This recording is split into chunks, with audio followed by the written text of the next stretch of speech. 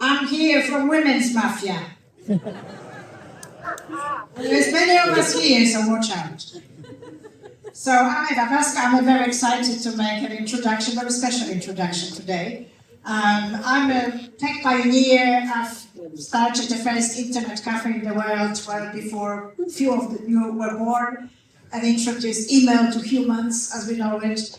I also founded Topshop Online, rolled it out in the biggest crash, .com crash in 2000, and got into profitability as the crash continued, so it can be done.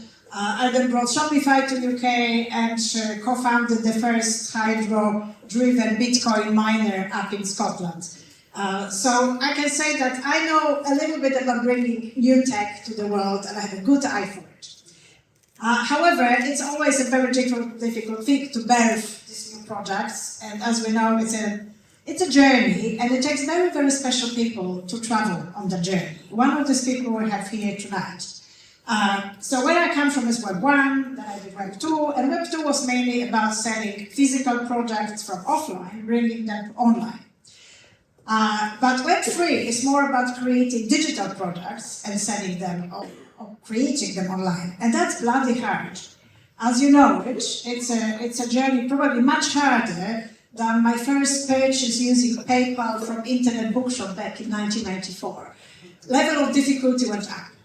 And if we want to grow the market, we have to grow it fast and we have to make things easier. So it's an incredible pleasure for me to introduce someone today who is going to make it easy. Because Priya Prashant, who is the CEO and the founder of HQNFT, is on the mission to do the same what I did with Internet Cafe. We brought internet to everybody. Hopefully she will bring NFTs to everybody. Go Priya.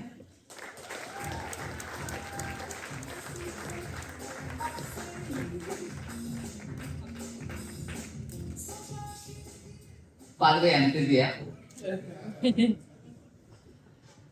Okay.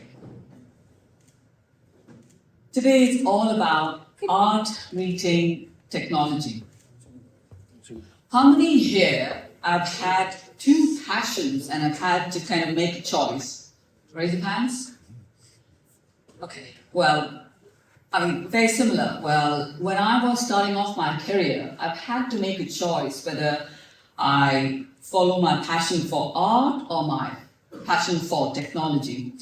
And we all know that technology pays, so I took technology, but I love technology. Yeah.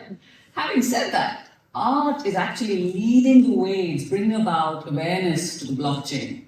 We might, kind of cringe at the Bored Apes and the crypto punks, but really they've got a lot of awareness.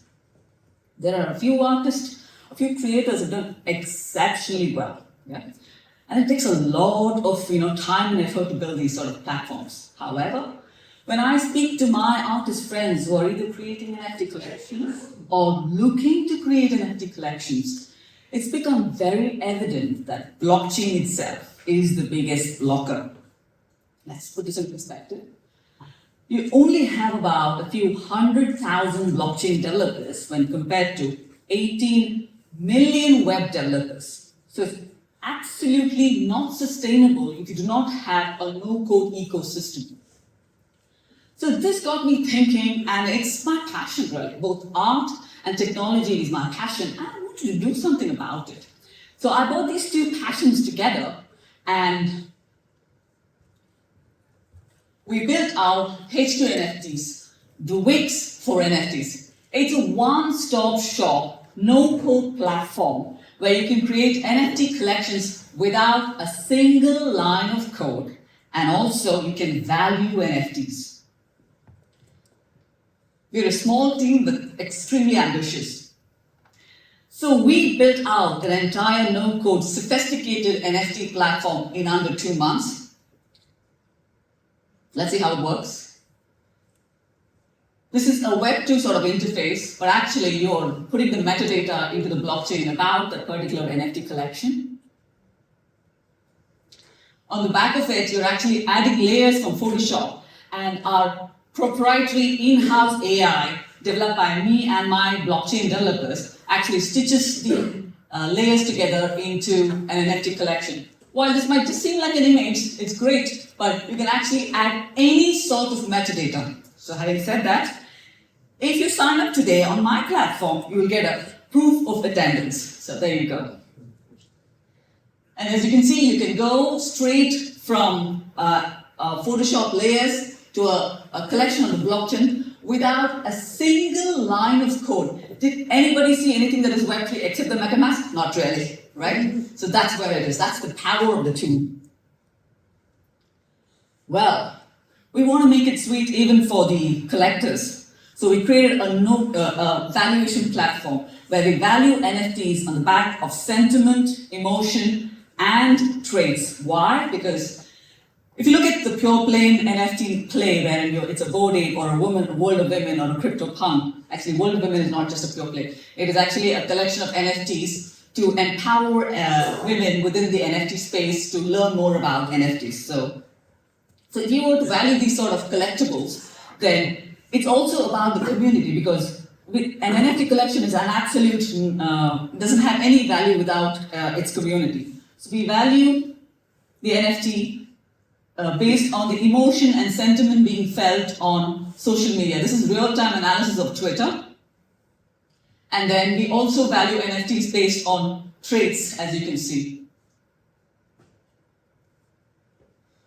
So we've got some really good feedback from our colleagues within the NFT space. In the short period of time, we've got some fantastic traction. This is Nadia Rose, and we're building out a collection for her. She is a rapper and a songwriter. This is Nanda Kiara. She is an artist, and her art is going to be showcased at UNESCO tomorrow and day after, so we're creating collections for her. So just to give you a perspective, a sense of the artists we're able to empower with this platform, really. So in terms of a roadmap, we've already launched the NFT valuation platform in Q3, and we launched the no-code generative art platform, on the back of which you can create, a DAO for venture VCs, or a DAO for angels, or just a DAO, or just a PFP collection. We launched it in November, and it was co-hosted by the London School of Economics. In 2023, Q1, we plan to launch the no-code fractalization and dynamic NFTs.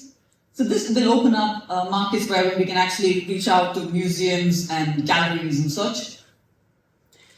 We will be launching in Q2 API and infrastructure for the metaverse, that is like the roadblocks and decentral and such, where our artists who create collections can actually kind of house it on these metaverses. And in Q3 of 2023, we plan to launch the white labeling service, and last but not the least, gaming and digital assets. So this gives you a feel for the sort of market that is available, and we are looking at the serviceable, obtainable market of about 1.9 billion in 2030. So in terms of the revenue, we will be, I can't say we will, but yes. So hopefully, we should have a revenue of about $1 million, and we should have an EBITDA over $500,000. We will be actually plowing this back into the business, because we are big believers within the crypto space and feel that 2024-25 is going to be the next bull run. Again, not financial advice. Okay, this is the team. I'm Divya, I'm the CEO and co-founder of HQNFTs. I'm a speaker, I'm a mentor, I'm a blockchain developer, and a NASDAQ contributor. Jenny is my co-founder and CEO. She is a data scientist, she's fantastic with operations, and she's a transformation specialist. So we've had track records of running startups early on, and successful ones at that. In the short time, we've actually raised some amount of money for HQNFTs. We're only three weeks into the no-code platform. We're already revenue generating and we have letters of intent. You've already seen the quality of artists that are already on our platform, who are using our platform. We have a wonderful lineup of mentors, and the common denominator between all of them is really blockchain and the creator economy. So our biggest competitor is Nifty Code and Nifty Pi. They recently raised about 26 million and 6 million each, and in what you would call crypto winter. And then again, they are not no-code platforms, they're actually low-code platforms.